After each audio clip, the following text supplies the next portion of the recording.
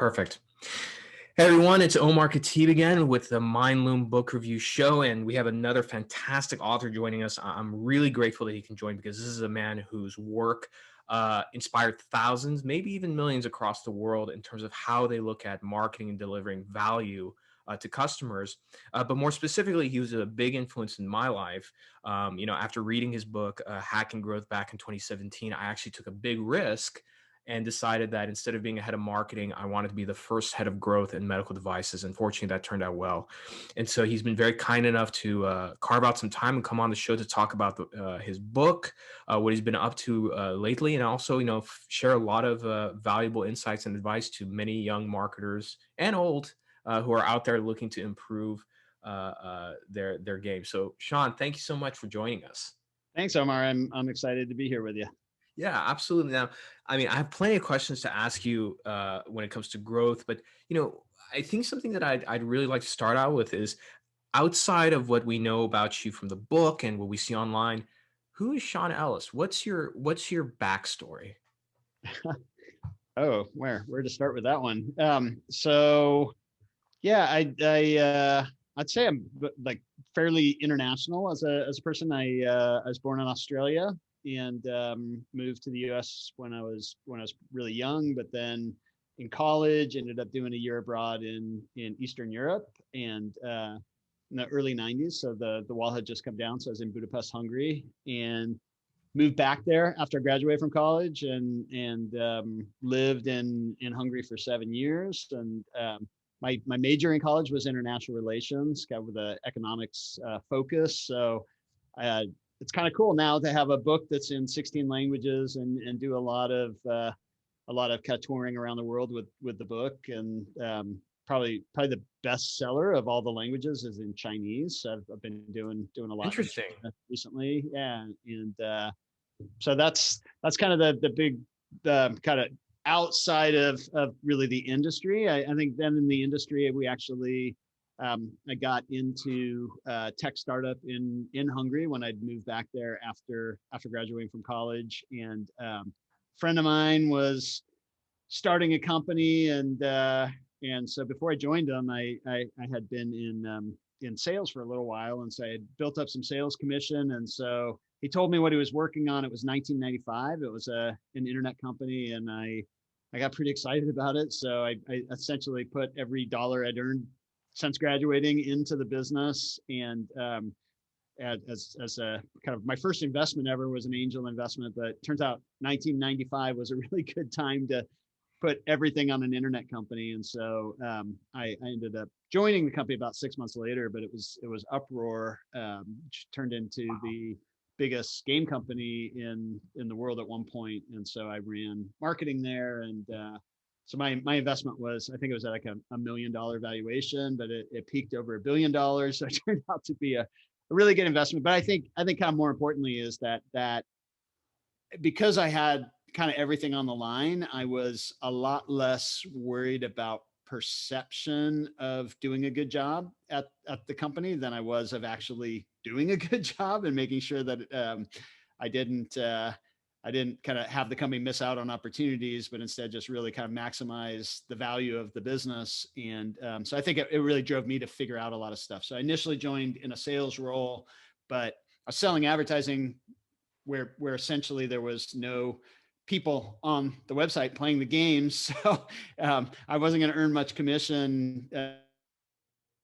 In that case, I the CEO and said, I feel like someone should be focused on trying to build audience on the website and the user base. And so he gave me a temporary opportunity to do that. And we kind of, through trial and error and lots of stuff that ultimately, some of the stuff that ended up in Hacking Growth, but just, gave birth to a lot of just the growth hacking movement, were things that I figured out in those early years of just trial and error and trying to have a really good data analytics system in place to prevent waste as much as possible and really understand the users on the website. And, but yeah, we ended up becoming a top 10 website in the world in terms of total usage time on the site, which for an ad supported site is a really good metric. And that became the foundation of what I've been doing ever since. So yeah, that's sort of my backstory and how it led me into tech and marketing and now focusing more broadly on growth. That's fantastic. And what a great story. Yeah, I had no idea. And that does really explain a lot. Now, one thing that I really admire is I think, these days it's commonplace to see in tech and especially in marketers that we're very much about like, how do we share value and knowledge for free, right?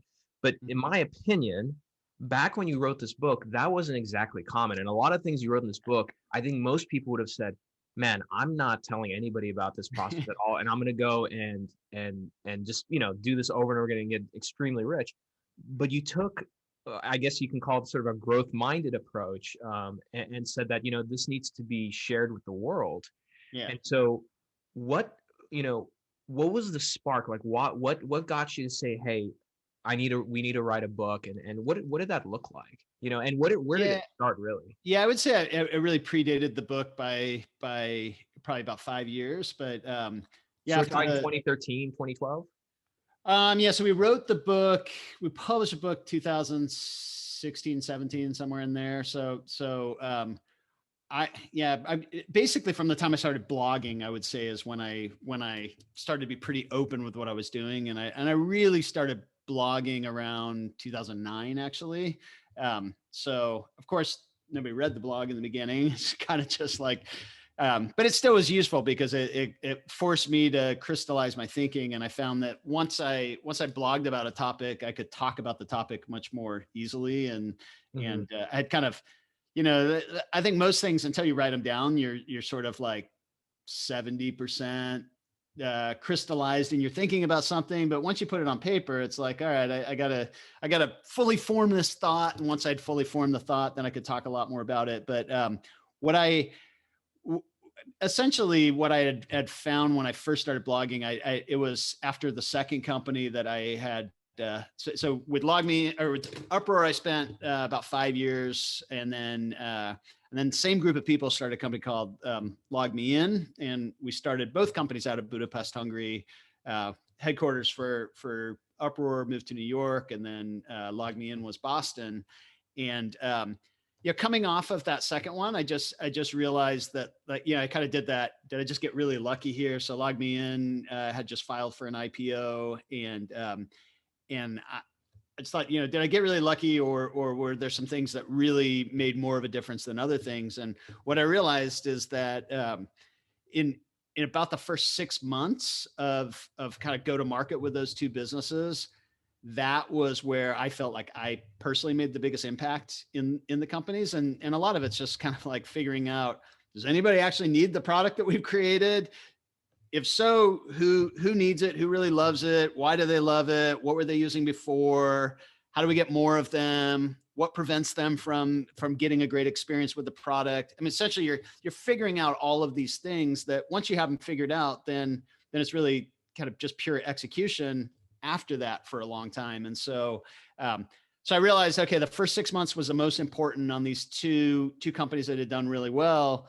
But in 10 years, I only had, like a year of first 6 month experience. And so if that's the most important part, how do I get really good at that stage? And the other thing I realized was that, you go into a startup with the hope of a great outcome. And I realized that, the best possible thing had happened at these two companies. Both companies, NASDAQ, IPOs, just so exciting, like all of that stuff.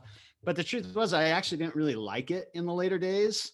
And so it's like, okay, that's the best thing that can happen, is you get to this point where the team gets pretty big and you've got like all this growth that's happening. And most of the time startups are going to not reach that level and probably be less exciting. And so if the part that matters the most is the upfront 6 months, and the later stages are not nearly as fun for me as the figuring out stages, then how do I focus my experience on that upfront part more? And so I basically carved out this approach of like first 6 months of go to market with some companies. And so that's when I worked with Dropbox and Eventbrite and look out a number of other companies that that helped me kind of dial in more of a playbook of what to do in those early days. And so what I decided to do was actually share what I was learning through those days. And so that's kind of what led to that initial blogging, was as I'm going through this, how do I share that learning? And I did get lots of feedback from people of like, what are you doing? Why are you putting this out there? This is really valuable stuff you could keep to yourself. But I really optimized everything on two kind of key drivers, and they were learning and reputation. And so the reason I focus on reputation was because with the right reputation, you get a lot more opportunities for learning. And so they kind of feed into each other. And so that's why I blogged it, because I figured that would help build the reputation that would open the door to more opportunities. And that's what happened. And you know, I mean, I maybe left some money on the table, but at the same time, you're getting equity in these early stage companies. I think the 5 of the first 6 companies I worked on reached billion-dollar valuations. Like that's pretty lucrative early stage equity. So it's Worked out. yeah. So like, yeah, maybe I could have hoarded that and had more opportunities like that.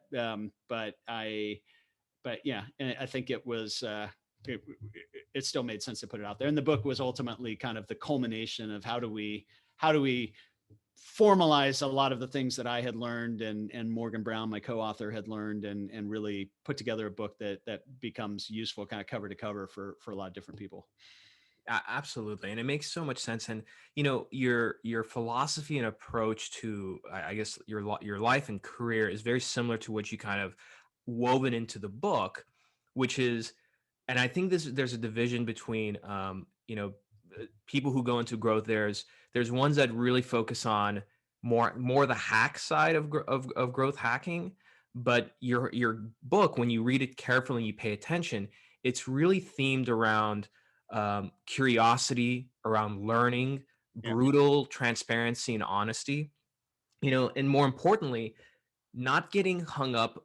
And again, I think there's some wisdom in what you just said, which is um, not getting hung up on short-term gains, which are going to lead to long-term consequences, and Mm-hmm. sacrificing those shiny objects early on to trying to look farther ahead in terms of what you're trying to accomplish. And the thing, you know, I'm looking at your book right now. You have a part 1 and part 2. The part 1, which is the method, you know, I'm going to read some of these chapters out. You know, there's building the team, but then there's determining if your product is a must-have, right? Right. Identifying your growth levers, and then testing. All of this around radical transparency and learning. And then in part 2, you get to the playbook, which is the acquisition, activation, retention. Mm-hmm. I feel like so many people, maybe because of the excitement around growth, or the, you know, desire to like grow ridiculously fast to that $1 billion revenue, they skip over the wisdom and philosophy of the first principles you laid out, which is learning, radical transparency, and then testing. Is that Yeah. correct? Yeah, for sure. And it, you know, it really starts with that growth mindset. So the growth mindset applies both to you yourself learning, how do I keep getting better at everything? But there's also a recognition that in the company, everything you're doing, there's a better way to do it. And the only way to know if it's truly better is through a testing program. And you need to have really good analytics in place, or you're going to have some false positives where you think something's better and it was actually better the first time. But it's so it really requires kind of a deep understanding of what's happening, and then a programmatic way to keep getting better in the areas of the business that matter most. Yeah, and you know, that if there's one thing, because I've said this many times on my show, most business books are, you know, they have like a few pages of insight, and then after that you can use them like as a doorstop. Right. But you know, I can tell the value of a book at, you know, how many times I go back to it. So like yours, like it's marked up, it's highlighted, you know, and as I've reread it and gone back to it, you know, the wisdom really shines through. Like one thing that you mentioned, and again, it's this theme of not only just testing for the sake of testing, but intellectual. I feel like you're very intellectually curious, and you speak to that in your book. So one area that I'm going to read directly from it, you say that marketers commonly make the mistake of believing that diversifying efforts across a wide variety of channels is the best for growth. As a result, they spread resources too thin and don't focus enough on optimizing one or a couple of the channels likely to be most effective. Do you feel like the reason that happens is because people are so interested in just testing for the sake of testing, and they don't stop to really scrutinize and analytically understand what they're looking at? Yeah, I don't even know if they're testing for the sake of testing. I think a lot of times it's just I mean, they think they're doing what's best for the business, or they probably wouldn't be doing it. But it's just really easy to kind of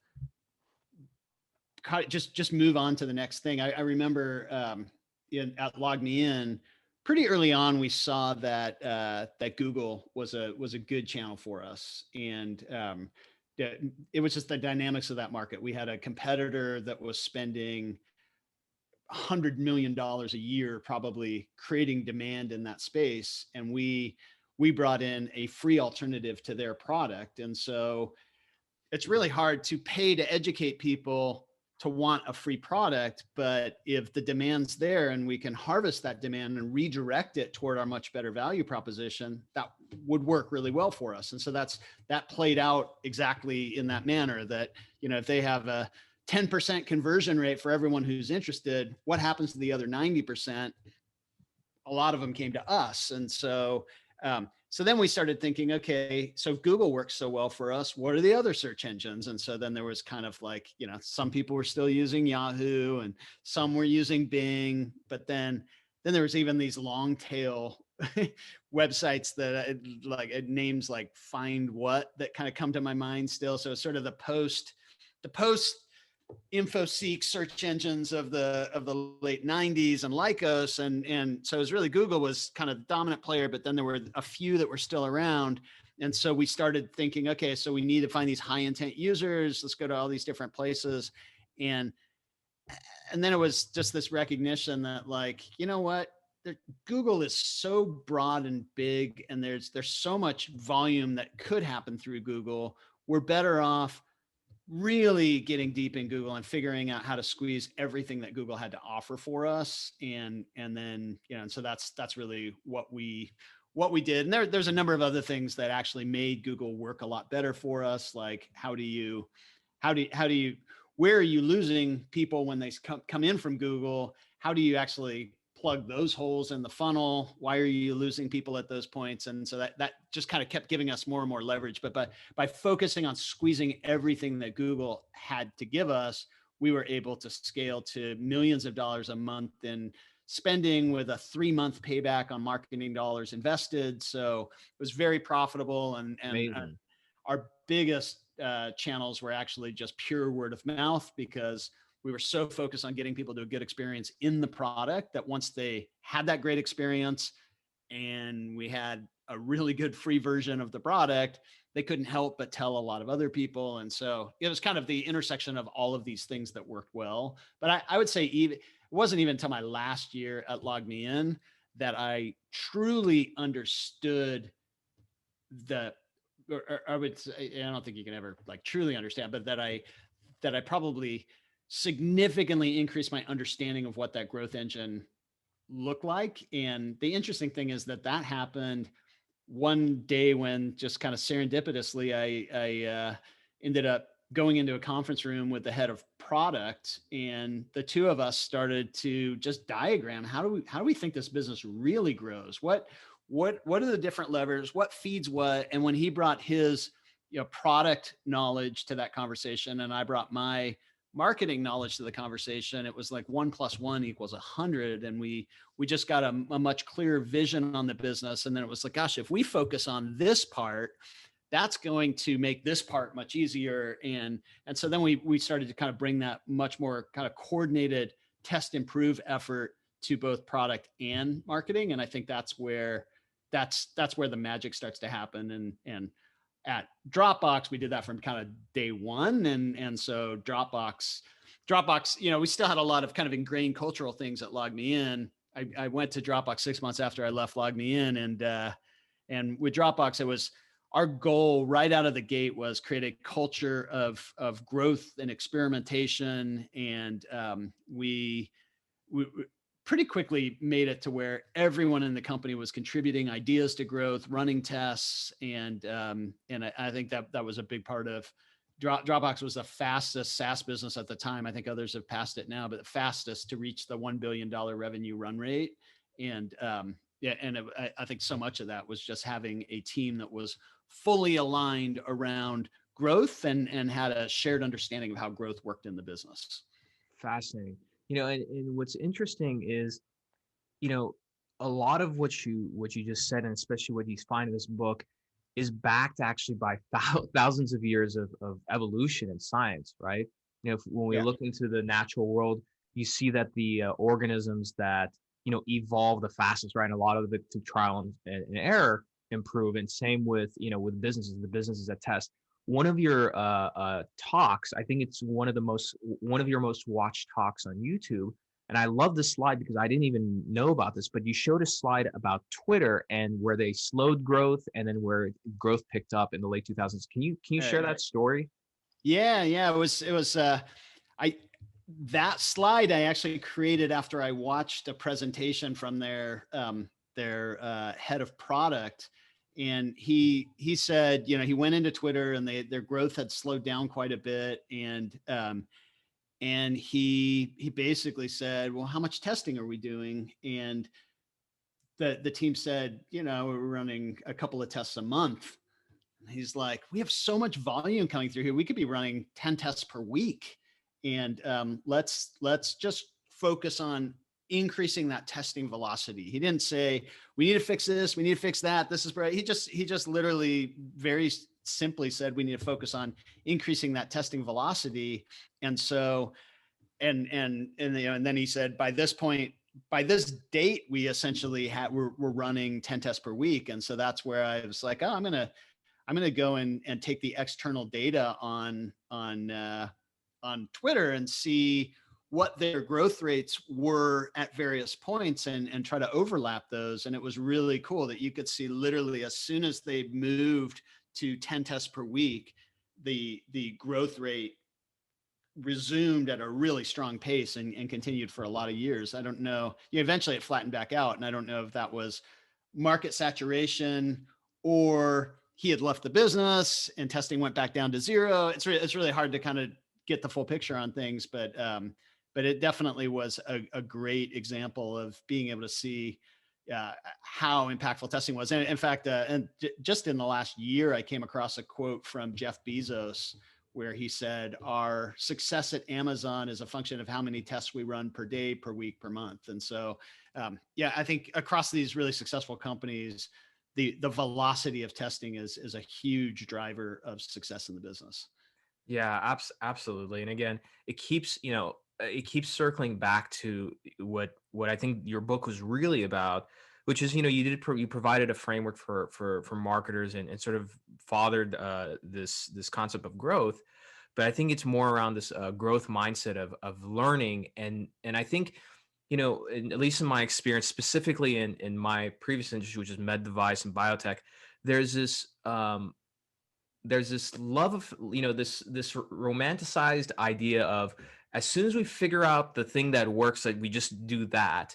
And I think once you do that, you have the assumption that that's going to continue to work forever. And then you start ossifying, and then, you have to, doing tests all the time and constantly challenging your assumptions, challenging your mental models. It really is a growth mindset. It's a habit. You have to be into it. You can't just, adopt something and then say, oh yeah, when this stops working, we'll go back to the testing thing. It sounds like this is something you have to incorporate as a discipline. It sounds like the discipline is around this. Huge amount of discipline around it for sure. And it's, I think, one of the things that I've noticed in recent years is that, I believe, more important than everything that we're talking about right now, I believe product market fit is by far the most important driver of growth in a business. And so one of the things I've noticed in recent years is that companies with really strong product market fit often are not real good on this stuff, on the actual kind of sophistication of their execution on their test learn program, because they don't need to be. And so what they're essentially just relying on that product market fit to have pretty good growth rates, instead of saying, we have an opportunity with this product market fit. How do we maximize against that opportunity? Because the one thing that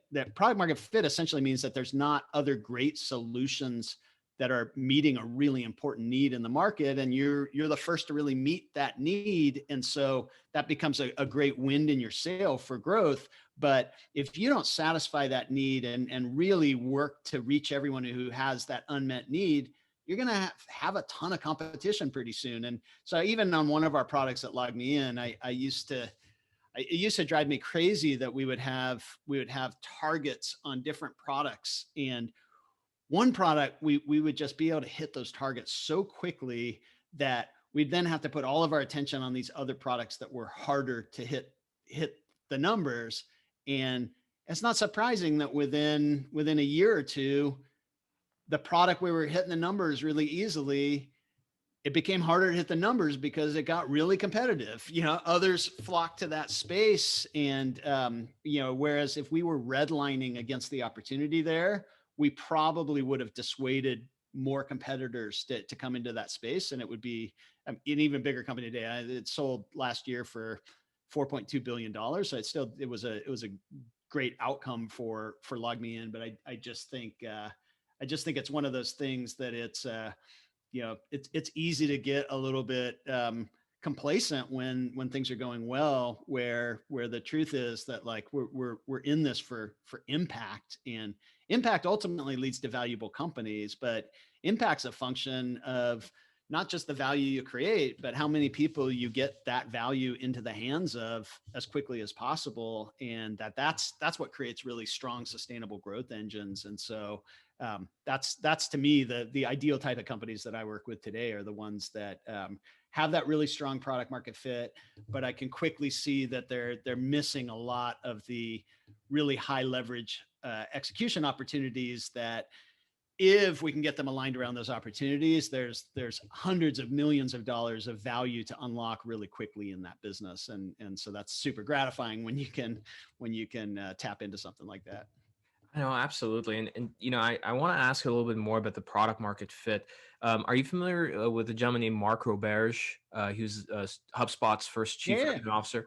Yes, I actually just spoke in his class at Harvard Business School. Oh, really? Okay, yeah. So he recently published a new ebook that he's going to turn into a book. It's a great framework called The Science of Scaling. I had him on the show a couple of months ago. And, he has these 3 phases that companies need to focus on in order to scientifically scale. And the first one is product market fit.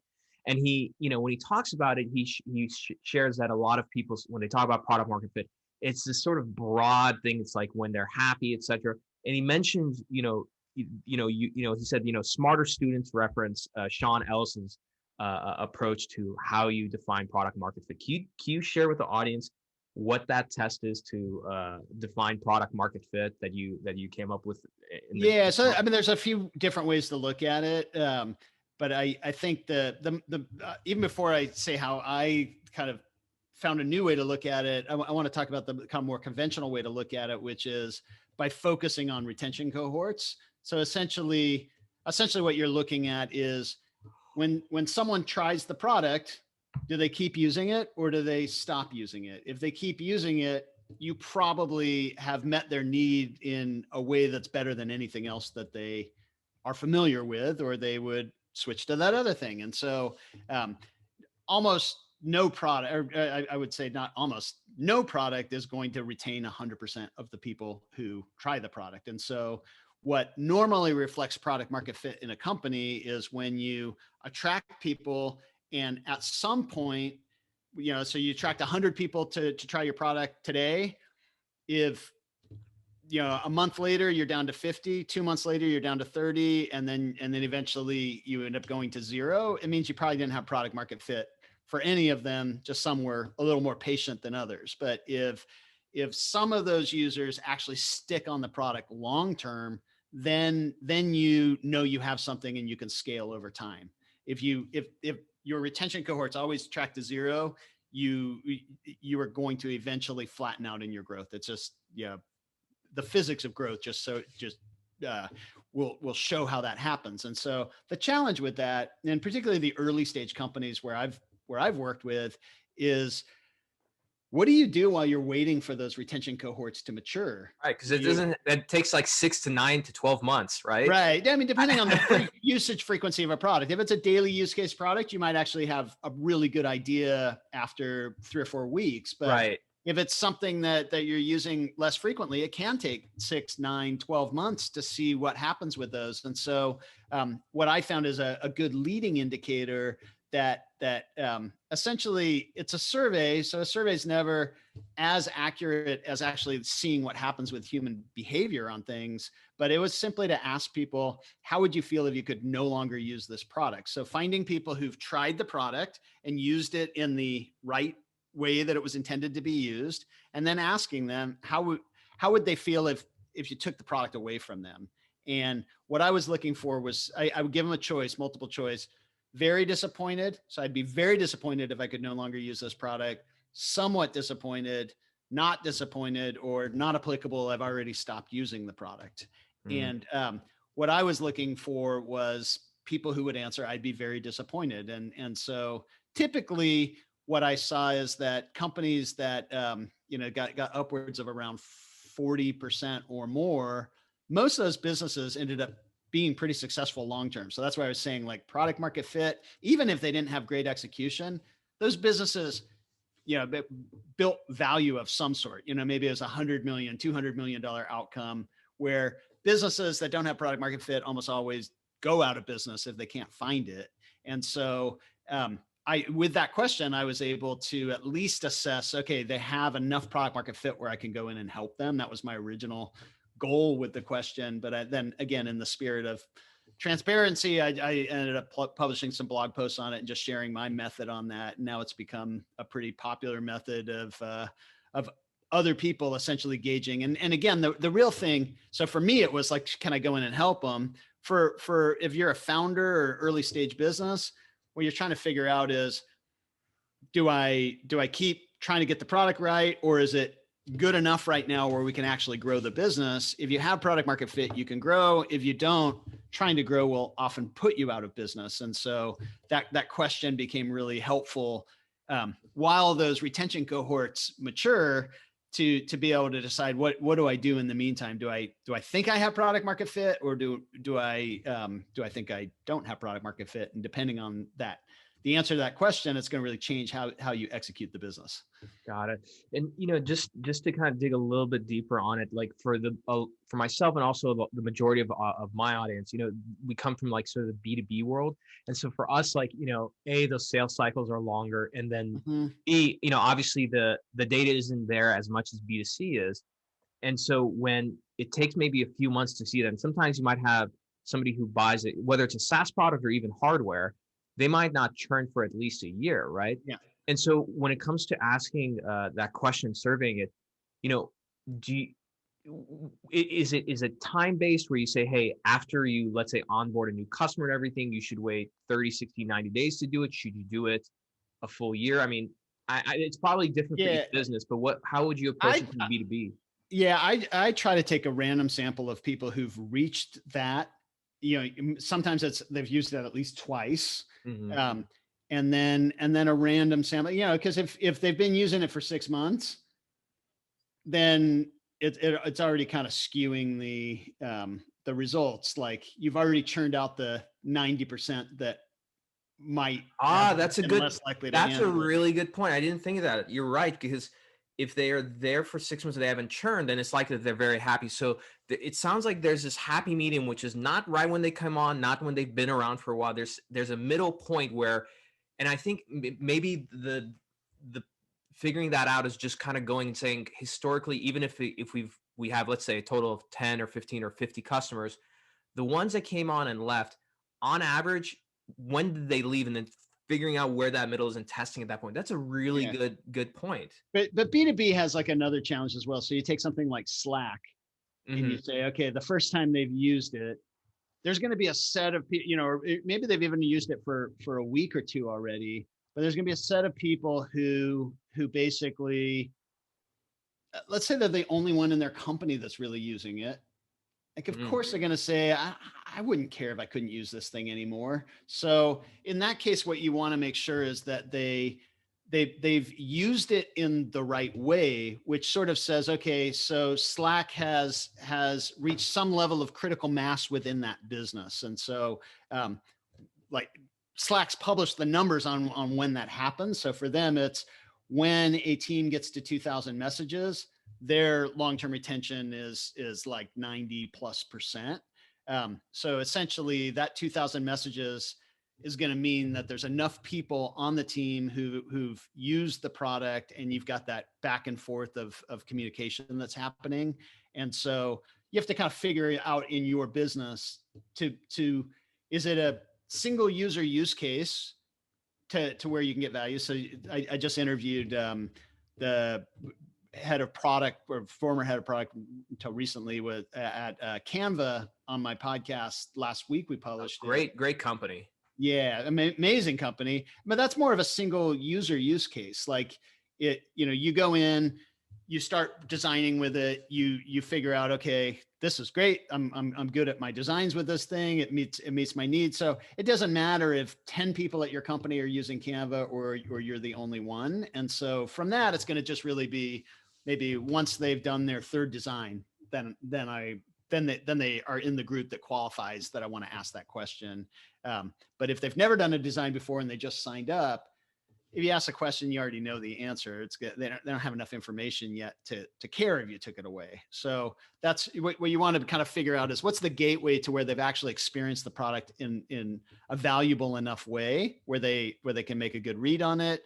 But yeah, you don't want to just, you could easily mislead yourself if you just concentrated to people who were all retained for a long time. So I don't usually put an end date that they've used it less than 6 months. Maybe I should, but I usually just say they've used at least this. Give me a random sample of 1,000 people who've used it within the last 2 weeks, and they've reached this experience in the product. And now I'm going to ask them how they would feel. Now, the other benefit that you get in a survey that you wouldn't get from studying retention cohorts is that you can ask a lot of other questions around that. So that's where you can say, what were you doing before? What would you use if this product were no longer available? So you kind of start to get an idea of what they're comparing it to. What is the primary benefit that you get from this product? Why is that benefit important to you? You start to figure out how it maps to their situation. One of my favorite questions I put on the survey is, have you recommended this product to someone? And if yes, how did you describe it? That's a great question. Yeah, it gives me really good language on how to describe the product, because usually, founders, early stage people just are so deep in the product that it's just, especially like CEOs who've been out pitching their company. When I ask them what they do, I don't understand what the heck the business does, but I read 10 of those answers to, this is how I described it when I recommended it. I know exactly what they do. And so, I think of a lot of that as just you're crowdsourcing the must-have value that you've created, so that then you can center your execution on that. One, you can focus on, okay, what's that point of usage in the product where they get it? How do I streamline that speed to the really valuable experience? And then you can build a metric around the value that's being delivered. So we call that a North Star metric. And North Star metric is a really powerful part of growth. And it essentially becomes something that everyone in the business should be playing some kind of role in moving that metric. So it takes you out of, especially in B2B, where I looked at a company yesterday that last couple of days, I went in, I was trying to figure out what they do. And I got this little prompt that said, you're Sean Ellis, and they kind of brought up my Google login stuff, and it's like, do you want to log into this website? And I thought it was cool enough that I'm like, sure. It's a well-known company, so I was like, yes. And so I was still trying to get my head around exactly. It's a well-known company, but I was a little confused on what they did. But it immediately pulled me off that page and threw me deeper in the funnel to tell what kind of business am I. And so this and whoever put that in, probably in the data, they think it was brilliant, because what they're seeing is they just maybe doubled the leads they're generating the minute they added that.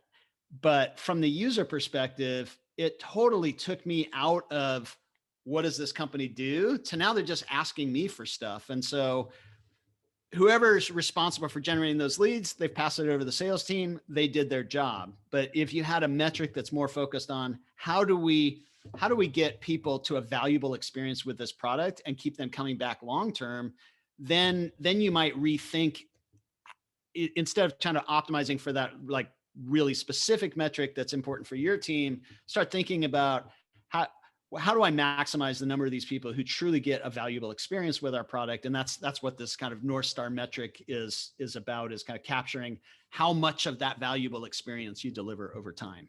Absolutely. Absolutely. One thing that when I've talked to other marketers, about, let's say, a North Star metric, is that a lot of times they'll come up with like 2 or 3, and obviously that's not those are North Stars metrics.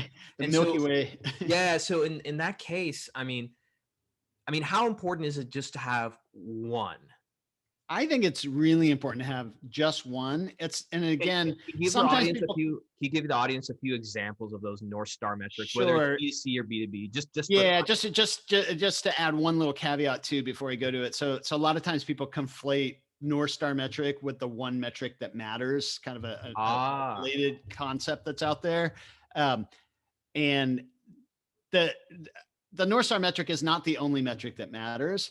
There's a lot of other metrics that feed that North Star metric. And so, ultimately that becomes your growth model, is what's the interrelationship of customer acquisition numbers, conversion numbers, or activation numbers? How does referral and retention and engagement, all of those things are going to grow that key metric. So it's not the one metric that matters. But I do think a single metric is really valuable. So some examples for Facebook, they're looking at their daily active users.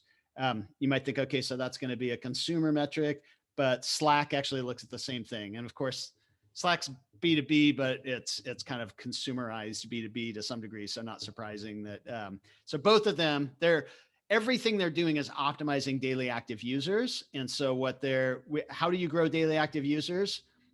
Every time I activate a new customer, then that's going to help contribute to that number. But if I can get customers to come back and use more often every day, then they can contribute to it every day. So that's another way. If I can get people to refer other people. And so especially with Facebook and Slack, there's such a tipping point to those products that just getting someone to sign up is not going to create a daily active user on either of those products. So for Facebook, I have to have enough connections on Facebook before I get enough value to want to come back on a regular basis, essentially because it's really built around a feed that is not going to have any friend information if you only have one friend on there, or if you have none on there. But what Facebook found is that it's really around 7 friends where you get enough information in your feed that you're going to come back on a daily basis. And I mentioned Slack. I think I already mentioned that their tipping point is 2,000 messages. So in Facebook's case, how do I get someone to 7 friends before they give up on the service? I have about 10 days to do that. That's what the numbers say. So everything they're doing in the beginning is optimized. I could show them a bunch of ads before they disappear. That might be sort of an old way of looking at it. Or instead of ads, I could be showing them people they may know based on the people who they're already connected with, or where they went to college or high school and when they graduated. So, and it's all about getting them to that tipping point where they turn into a daily active user. And that's such a great example, because it highlights, it covers so many different things, such as increasing usage, increasing retention, all these things. Now I understand why, like, a lot of, whether it's like Facebook or LinkedIn or some of these other platforms, where the next thing they do is they try and get you like, hey, like, here's some of your friends who are on this platform. You want to connect to them. Yeah. So that makes so much sense about why it's important to really ask those hard questions to get to that one North Star metric, because so many things end up essentially mapping to it, and then thus you have alignment. Yep. And Wow. then a couple of examples that are not daily active user examples. So for Uber, it's weekly rides. So it's all about what drives that weekly ride number.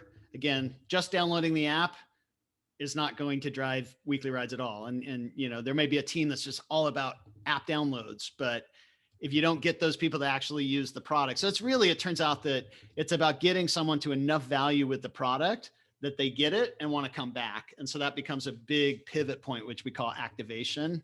And so for Uber, it's really that first time where you summon a car, it shows up, you get in, you get out, you don't have to pay any cash, and you're all set. Like, think, wow, that was pretty cool. I didn't even argue with a taxi driver about a credit card or whatever it may be. And so, yeah, so weekly rides is for Uber.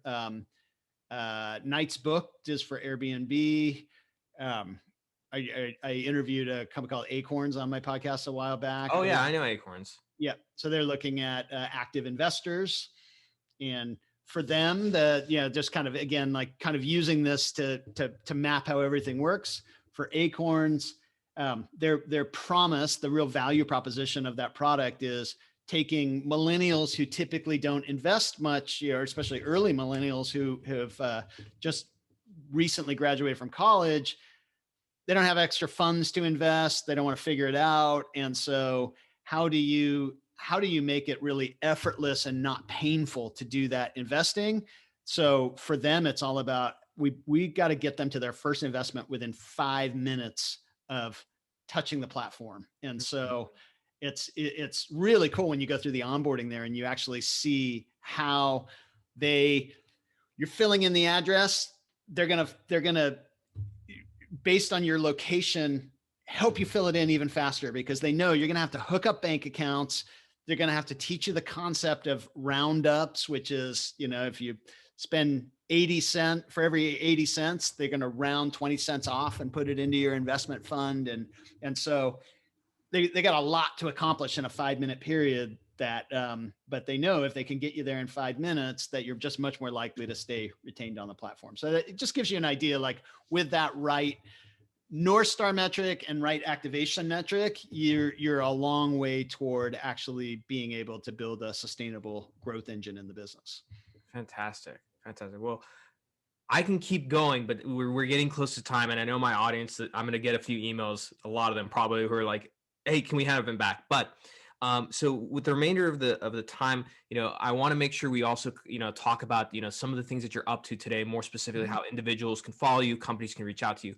But there's a segment of the show we love to do, which is some rapid fire questions, some really interesting ones. So I'm going to let you choose. Which one do you want to start out with first? You want to kind of share what you're up to with the audience today and how they can contact you, or do you want to start with the rapid fire questions? This is a choose your own adventure. So where do you want to go? Let's end with the rapid fire questions. So we'll put some value add on the end for everyone there, and I'll give a little bit of what I'm up to before that.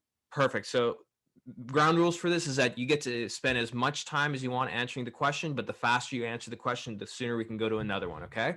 So first question to you: what was the most memorable but also painful thing that a mentor has ever told you, and how did it change you? It would be actually my brother-in-law told me right when I graduated from college, join a fast-growing company, because it's going to open the door to new opportunities much faster than a stagnant company that there's just no upward mobility in a stagnant company. I think that the painful thing is if you get put into uncomfortable positions of responsibility before maybe you're ready for them, but that's the best way to learn. Got it. All things go back to the growth mindset. I love it. So next question for you. So as someone who's an author, there's, I'm sure that there's plenty of books that you have read in the past, things that influence you. What books do you find yourself gifting or recommending most often to people that had a profound impact on you as a person? So I'm going to call one book out in particular. So pretty early on in my career, I read an article, maybe it was Fast Company or something, that asked people what is the most influential book that they've read, and it was Seven Habits of Highly Effective People. Just kept coming up, and so I go back to that book a lot, and I recommend that book a lot. I just think there's just some really good stuff in those 7 habits that have been really impactful for me. Absolutely. Absolutely. Okay. So wrapping it up. So, um, you know, now that, your book's been, out for a number of years now, right? And you've spoken to many people. What's something that people get wrong most often when you speak to them? When you talk to them about growth and hacking growth in the book, what's something that you feel that people get wrong most often? I'd say there's 2 places where they get hung up. One, we don't go that deep into the data side of things in the book, and I think that to be really good at this, you need a fairly broad set of skills, including you need to go pretty deep on the data side. You could lean on a data analyst, but it's not going to be you're not going to be able to be as curious when you rely on someone else for the answers. So that would be the one side is probably the data side, and then the second piece is people get super enthusiastic after they read the book, and then they go into an organization that's not really supportive of what they want to be able to do, and they get frustrated pretty quickly. So you have to kind of think about how do I drive that organizational change that enables a person to really effectively execute growth, but because without that organizational change, people tend to get pretty frustrated. Last question, and then we'll wrap up with kind of what you're up to now, and how people can get in contact with you. So a lot of the people who listen to my podcast and follow my work, are similar to me in the sense that they're T-shaped marketers, but they have a broad, that middle part of the T is pretty broad, so they can design, they can do graphics, they can run experiments, run web, they can do a lot of these things, right? Mm-hmm. So let's say that you are talking to a younger version of yourself, and you're starting in a new company as, let's say, head of marketing, right? And you have, somewhat product market fit, but you have to start, doing all the things that come along with growth. You can only make one hire for that'll stay with you for the next 2 years. You cannot hire anybody else. Who do what kind of marketer do you add as your first hire to your team, and why? Yeah, I mean, it's so dependent on the company. So what I always tell people is don't hire up front.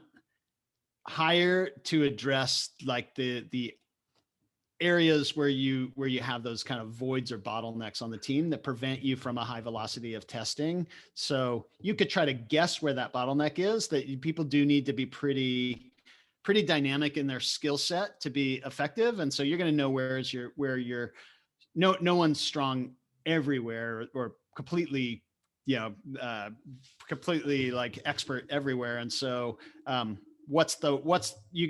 would try to guess what's the thing that's going to slow down my testing. And a lot of times I've seen it be the 2 areas where I tend to see it happen the most would be on the analysis side. I'm running lots of tests, but we're not analyzing very well. We're not thinking about needed sample size up front for a test that we want to run. We're not kind of data wise doing it the right way. And then secondly, on the design side, usually if you're fighting for an internal design resource, that's going to slow down your testing a lot. So those would be I would pick one of those 2 areas as that only hire. And it would really depend on, especially with things like Canva now. Am I good enough on the design that we can get by without a designer?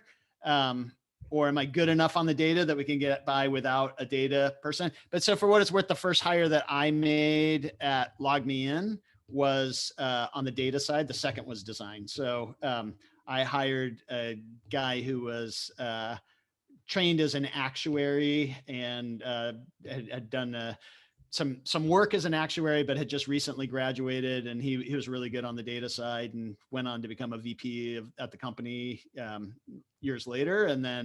But I also hired a really good, fast, rapid prototype designer that was also a really good hire.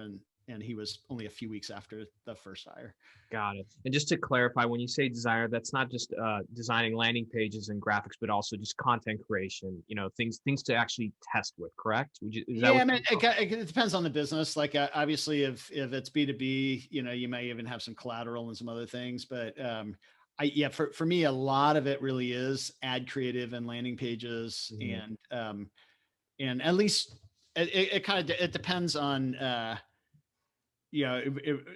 when I was at LogMeIn, I was still a VP of marketing. So I was like pushing my way deeper into the funnel, but I was still the higher up in the funnel, the more it was where I had permission to execute. And so I really never got beyond the landing pages on execution. So I had to more collaborate with the team to deal with some of the deeper funnel activation issues that we had. And they wouldn't have trusted my designer who didn't have quite the coding skills that someone on core product team would have to touch something deeper in there. Got it. Fantastic. Well, again, thanks for being very open about your time. We'll kind of wrap things up, but maybe tell us what you're up to today. How can people get in touch, especially if it's companies that need your help, and we'll kind of wrap up the show there.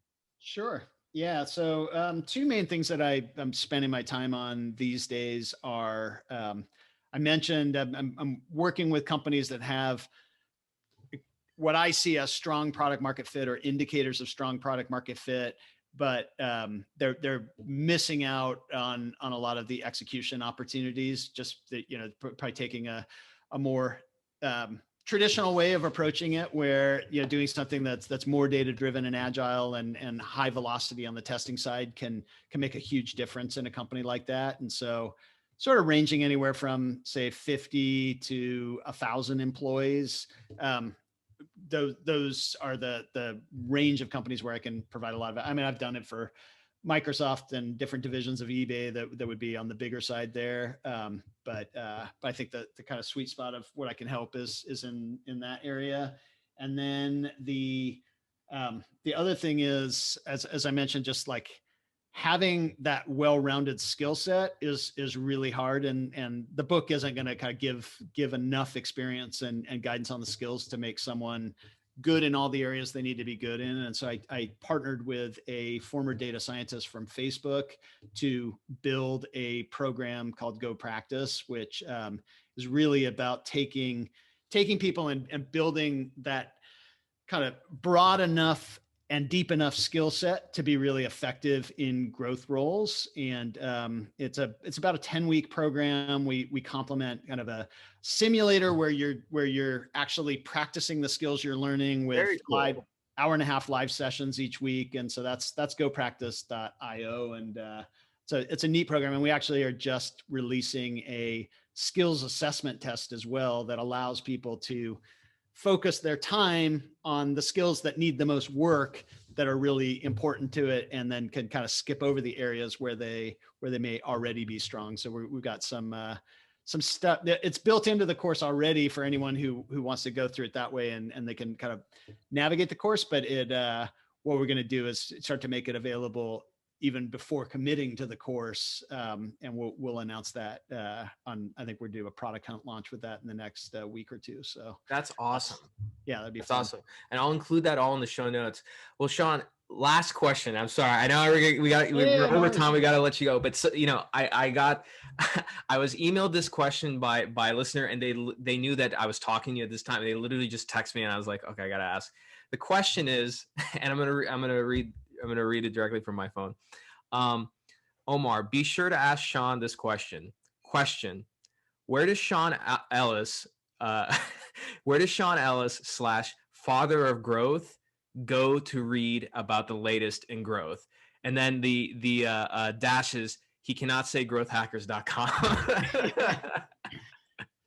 It's really more self-directed in terms of when I go in to help a company, when I come across a challenge that I haven't kind of dealt with before, then I'm going to usually I go to Google, I start just Googling it, and who has, what are the businesses that have had a similar challenge, and what are they doing, and how can I learn from them? And so I would say at least 4 or 5 times a year, I get to a point where it's like, oh my God, I need to learn a lot more about this. And then I'll go on like a 2 or 3 day learning binge where my to-do list ends up totally falling apart because I just become obsessed with trying to get my head around some new area that I hadn't really thought about. So maybe haven't applied it in this type of business, or